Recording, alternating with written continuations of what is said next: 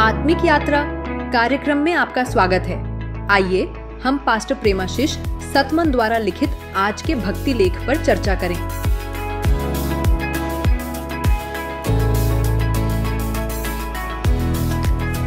Praise the Lord. आज हम एक बहुत ही कह सकते हैं व्यक्तिगत और गहरे विषय पर बात कर रहे हैं।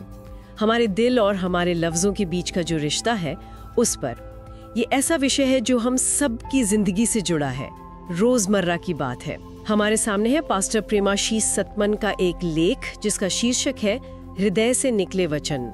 और आज हम कोशिश करेंगे कि इस लेख की रोशनी में समझे कि लेखक क्या कहना चाह रहे हैं, कैसे हमारे शब्द अनजाने में ही हमारे मन की असलियत बता देते हैं। लेख की शुरुआत ही एक बड़े सवाल से होती है। मतलब क्या कभी सोचा है कि हम जो कहते हैं वो आखिर कहते क्यों हैं? मत्ती का सुसमाचार उसका 12वां अध्याय और आयत 34 वो इसी विचार की नींव रखता है। कहता है कि जो मन में भरा है वही मुंह पर आता है। बिल्कुल। और हाँ, ये समझना बहुत जरूरी है कि पास्टर सतमन इस बात पर क्यों जोर दे रहे हैं कि हमें असल में अशुद्ध क्या चीज बनाती है। ये थोड़ी अलग सोच है पारंपरिक विचारों से। सही कहा आपने। जैसे पुराने नियम में हम देखते हैं खान पान को लेकर कई सारे नियम थे। उनका एक मकसद था, परमेश्वर के लोगों को पवित्र रखना, दुनिया से अलग दिखाना। पर क्या वो बात सिर्फ खाने पीने तक ही थी या उसका कोई गहरा मतलब था? बिल्कुल। और यहीं पर जैसे लेख में भी बताया गया है, मरकुस की सुसमाचार का 7वां अध्याय और उसकी 15वीं आयत वो बहुत अहम हो जाती है। यीशु मसीह ने उस समय की धारणा को सीधी चुनौती दी। उन्होंने कहा कि देखो, जो बाहर से शरीर में जाता है वो इंसान को अशुद्ध नहीं करता, बल्कि जो चीजें इंसान के अंदर से निकलती हैं, मतलब हृदय से, जैसे बुरे ख्याल, बुरे शब्द, वही असल में उसे अशुद्ध करती हैं। तो लेखक के अनुसार यहाँ पर फोकस एकदम बदल गया। बाहरी नियमों से हटकर व्यक्ति के अंदर, उसके दिल और उसके शब्दों पर आ गया। अच्छा, तो इसका मतलब सीधा ये हुआ कि हमारे शब्द सिर्फ आवाजें नहीं हैं, वो तो जैसे हमारे दिल का एक एक्सरे है। अगर दिल में मान लीजिए एक कड़वाहट है, गुस्सा है, कोई जलन है, तो वो कहीं ना कहीं शब्दों में झलकेगी ही, हम चाहे कितनी भी कोशिश कर लें। और अगर दिल परमेश्वर के साथ सही है, उसमें प्यार है, सच्चाई है, तो शब्द भी वैसे ही होंगे।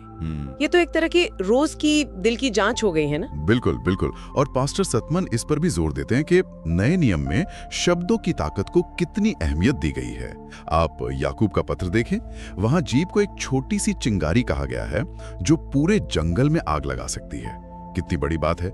ये दिखाता है कि हमारे शब्द सिर्फ हमें नहीं, दूसरों को भी कितना असर करते हैं और परमेश्वर की नजर में हमें कैसा दिखाते हैं। हर बातचीत, हर जवाब अनजाने में ही हमारे अंदर का हाल बता रहा होता है। ये सोचना तो थोड़ा क्या कहते हैं गंभीर है कि हम अनजाने में ही अपनी कमजोरियों को अपने शब्दों से जाहिर कर सकते हैं।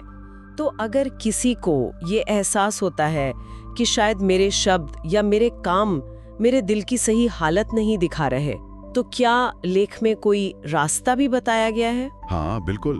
और यहीं पर लेख एक उम्मीद भी देता है। वो 1 यूहन्ना 1 अध्याय 9वीं आयत का जिक्र करता है। रास्ता बहुत सीधा और सरल बताया गया है। देखिए, अपनी कमी को पहचानना और बिना किसी बहाने के सीधे परमेश्वर के सामने उसे मान लेना, उनसे माफी मांगना और अपने दिल को बदलने के लिए मदद मांगना।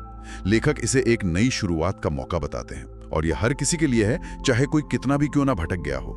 ये किसी बाहरी रस्म की बात नहीं, ये दिल की सच्ची तौबा की बात है।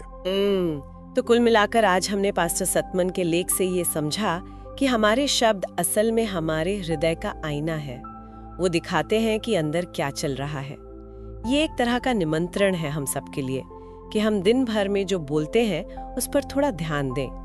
क्या हमारे शब्द परमेश्वर के लिए हमारे प्यार को और दूसरों के लिए करुणा को दिखाते हैं? और सबसे जरूरी बात ये याद रखें कि अगर हमसे गलती हो भी जाए तो ईमानदारी से मानने पर एक नई शुरुआत का दरवाजा हमेशा खुला है। जी। और अंत में एक विचार जो इस लेख की प्रार्थना या उसकी मूल भावना से जुड़ता है, वो ये कि क्या हम जानबूझकर, सचेत होकर अपने हृदय को ऐसा बनाने की कोशिश कर सकते हैं कि उसमें सिर्फ अच्छाई, प्रेम और सच्चाई ही रहे, ताकि हमारे मुंह से जो निकले वो स्वाभाविक रूप से अच्छा हो, जीवन देने वाला हो, पवित्र हो। पास्टर प्रेमाशीष सतमन का लेख इसी गहरे आंतरिक बदलाव की तरफ इशारा करता है। ये सिर्फ बाहरी दिखावा नहीं, बल्कि हमारे होने के केंद्र को, हमारे हृदय को बदलने की बात है। Praise the Lord। आज आत्मिक यात्रा कार्यक्रम को सुनने के लिए धन्यवाद, जहां हम हर दिन परमेश्वर के वचन पर चर्चा करते हैं। अगर आज का कार्यक्रम आपके लिए आशीषकारी रहा हो तो इसे अपने परिवार और मित्रों के व्हाट्सएप ग्रुप में जरूर साझा करें। कल फिर मिलेंगे। धन्यवाद।